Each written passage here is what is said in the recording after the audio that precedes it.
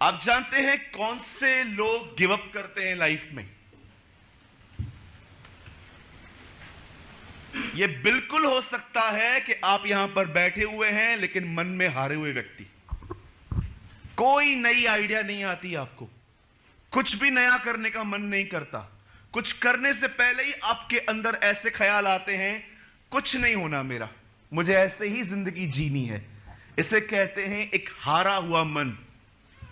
Bible बताती है गोलियत को देखकर शाऊल का मन कच्चा हो जाता था। आप जानते हैं आज हम क्यों ऐसे हैं? हम बहुत जल्दी गिव अप कर लेते हैं। आप जानते हैं इस बात को?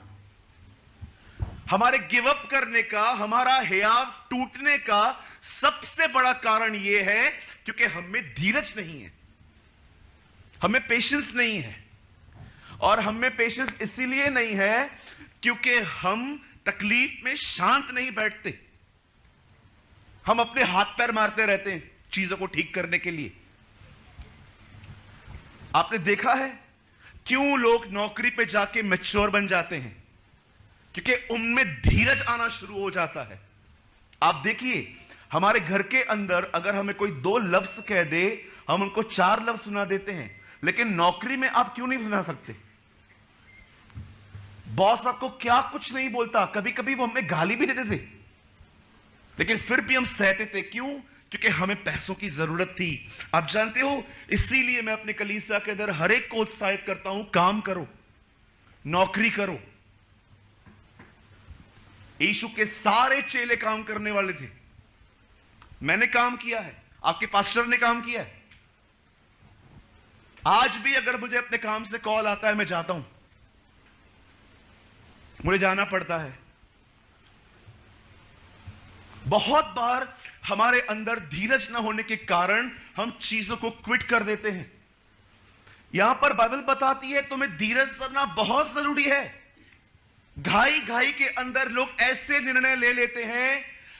मैं सच कहता हूं, एक दिन जानते हैं क्या हुआ? मैं सीएसटी पे खड़ा था शाम के टाइम पे। आपको पता है इतना सामने शाम को कितना रश होता है, ट्रेन कैच करना ही अपने आप में बड़ा चैलेंज होता है शाम के। मैंने बहुत देखा, मैं भीड़ को देख रहा था, तब मैंने अपने दोस्त को कहा यार एक काम करते हैं, ये ट्रेन जाने दे, इसके बाद वाला पकड़ेंगे। हम लोग 5 मिनट ट्रेन आने के बाद, आप जानते हो सीएसटी में हर 2 मिनट में ट्रेन आती है, 2 या 3 मिनट में। ये लोग चढ़ गए और मैं साइड में खड़ा था और मैं लोगों को देख रहा था। आप बिलीव कीजिए, ये पूरे गए, पूरा खाली हो गया। अब मैंने बोला अभी तो टेंशन ही नहीं है, अभी दूसरा आएगा, मैं फर्स्ट क्लास में चढ़ेगा। आप बिलीव कीजिए 2 मिनट में दूसरी ट्रेन आने वाली थी, उतनी पब्लिक फिर आ गई। मैंने बोला यार एक काम करते हैं, ये भी जानने दे। मेरे दोस्त ने बोला क्या परसों चलेगा क्या घर पे तू? मैं एक बार सोच रहा था जो चढ़ रहे हैं वो कैसे चढ़ रहे हैं। तब मैंने अपने आप में एक बात सोची, मेरी सोच कितनी धोखेबाज है यार। सब चढ़ रहे हैं, धक्के मार के चढ़ जाते, लेकिन हम हारे हुए लोग खड़े। आपको पता है क्यों? क्योंकि सोच हारी हुई है। मेरे दोस्त ने मुझे ऐसा बोला ब्रदर कभी चलना है? परसों चले। उसने बोला सामने होटल है, एक रूम बुक करवा देता हूं, 2 दिन रह लेते हैं, तीसरे दिन कोई ना कोई मरेगा, महाराष्ट्र बंद होगा, फिर चलेंगे। मैंने बोला क्या बोल रहा है तू? बोला यार क्या कर रहा है तू, 3 ट्रेन गई है। मैंने बोला चल यार चढ़ते हैं। आप बिलीव कीजिए मैं चढ़ गया, मुझे सीट मिली, और आप बिलीव नहीं करेंगे मुझे विंडो सीट मिली। मैं सोच रहा था यार, और मेरा दोस्त बड़ा मैच्योर था, वो सामने बैठा था। उससे बोला सच लिखा है मूर्ख के साथ घूम तो कोड़े लगने ही है। मैंने बोला माइंड योर लैंग्वेज। पुरानी बात है। आपने देखा हमारी सोच कैसी है।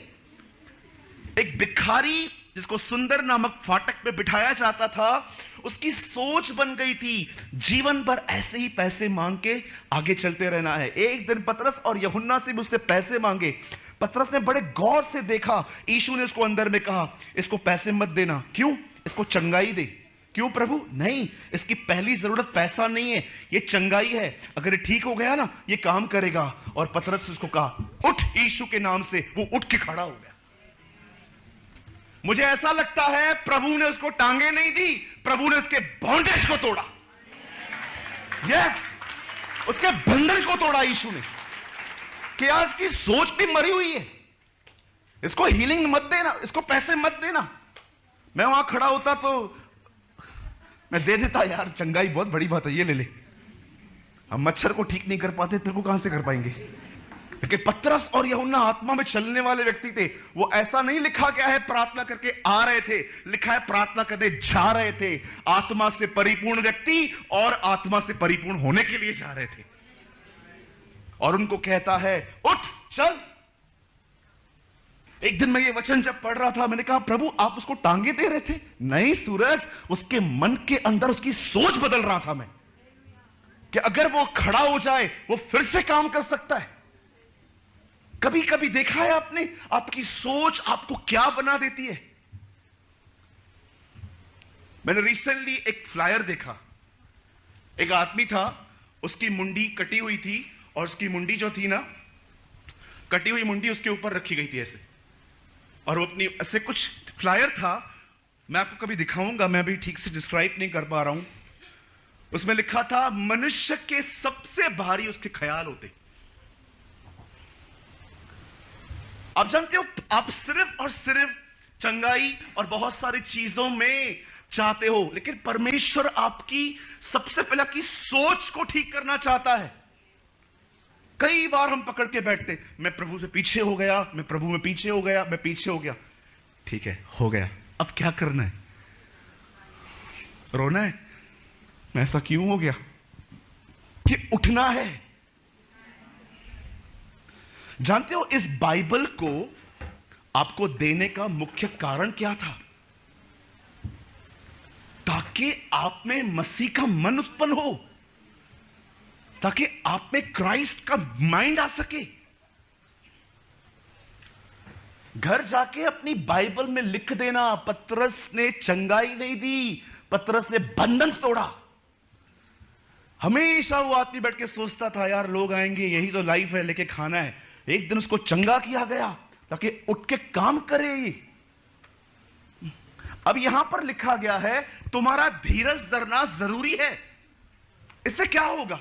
रीड अगेन ब्रदर, थोड़ा आगे जाइए अभी। क्योंकि अब बहुत ही थोड़ा समय है। ना वही वचन, तुम्हारा धीरज धरना आवश्यक है। उसके आगे ताकि परमेश्वर सुनिए, ताकि मतलब इससे जुड़ा हुआ है वो, ताकि परमेश्वर की इच्छा को पूरी करके तुम प्रतिज्ञा का फल पाओ।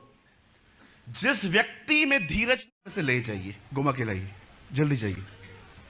Thank you Jesus, thank you Lord. प्रभु आप महान हैं, आप दयालु हैं प्रभु, आप बड़े अनुग्रहकारी और विलंब से क्रोध करने वाले परमेश्वर हैं। आप इज्जत के योग्य हैं। कितने लोग ये मानते हैं कि वह राजाओं का राजा और प्रभुओं का प्रभु है? Come on. हमारे प्रभु यीशु मसीह की माइंड डाइवर्ट हो जाए, इससे अच्छा हम प्रेस करें। लिसन, यहां देखिए, आज से बहुत साल पहले बाइबल मुकद्दस बताती है there was a prophet in Israel called Elijah. एक परमेश्वर का नबी रहता था। बोलो नबी। हाँ, आज का नबी और उन दोनों का नबी बहुत डिफरेंट है। बोलो आज का नबी, उन दोनों का नबी बहुत अलग है। उन दोनों के नबी के सामने आप बैठोगे ना तो ना क्या बता देगा कि आप कहां से आए हो। एलीशा गेहजी से मिलकर बोलता है कहां गए थे? इधर ही था। नहीं कहां गया था तू? मैं यहीं था। जब तू नमाज से ले रहा था मैंने सब देखा। वो लोगों की लाइफ देखते थे। आज का नबी जानते क्या जानता है? आपका फोन नंबर। वो जीवन जानते थे, हम फोन नंबर जानते हैं। आज के नबियों के सामने आप खड़े हो जाओ, आपका नंबर बताएंगे। मुझे किसने नंबर बताया? ये आपका नंबर है। मैंने बोला पता है, इसमें क्या बड़ी बात है? बोला ये आपका नंबर है। मैंने कहा एड्रेस भी बता दे। कितना डिफरेंट है ना आजकल। उन्हें क्या पता था, इन्हें क्या पता है आज? वो प्रोफेसी जो कलीसिया को खुदा की तरफ नहीं फेरती, वो सिर्फ मनुष्य की चतुराई है। Shall I repeat again?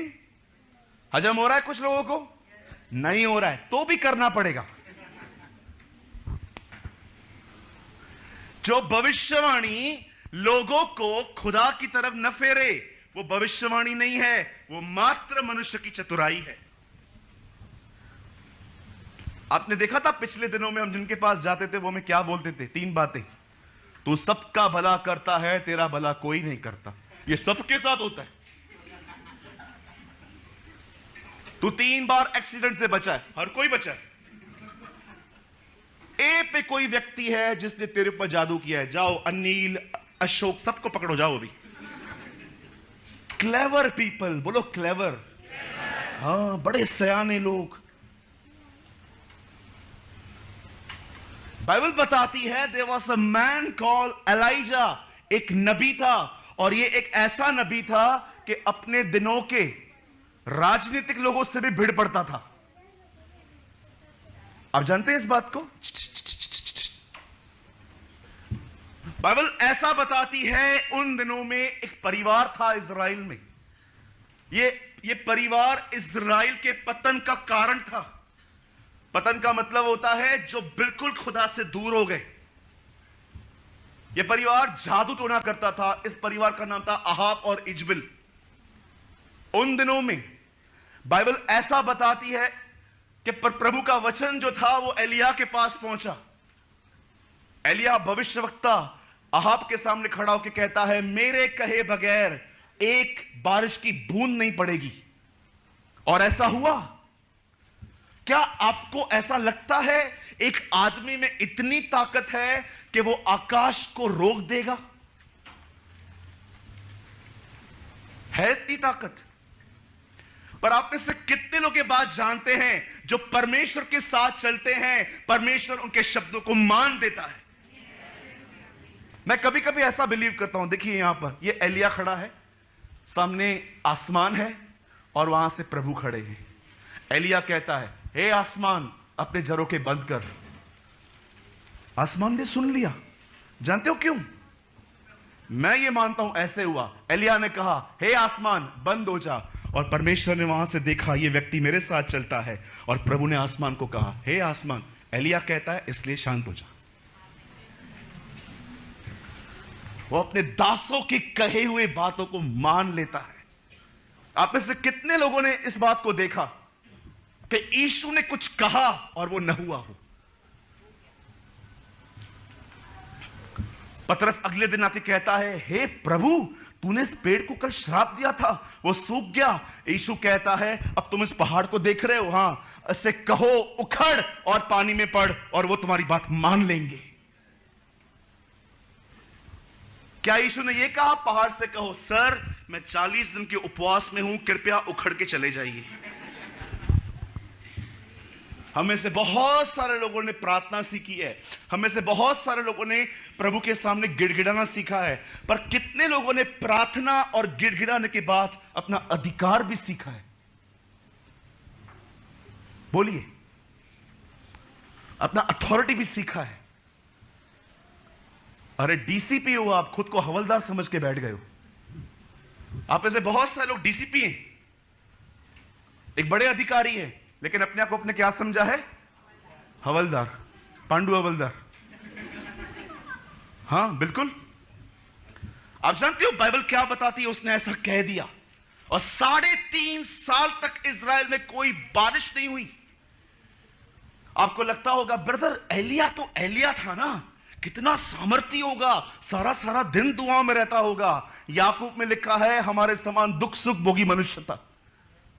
उसके पास भी फैमिली प्रॉब्लम्स थे हमारी तरह, उससे भी प्रॉब्लम्स आती थी, उससे भी हेल्थ इश्यूज होते थे। क्यों लिखा है सुख दुख भोगी मनुष्य? आपकी तरह ही था वो।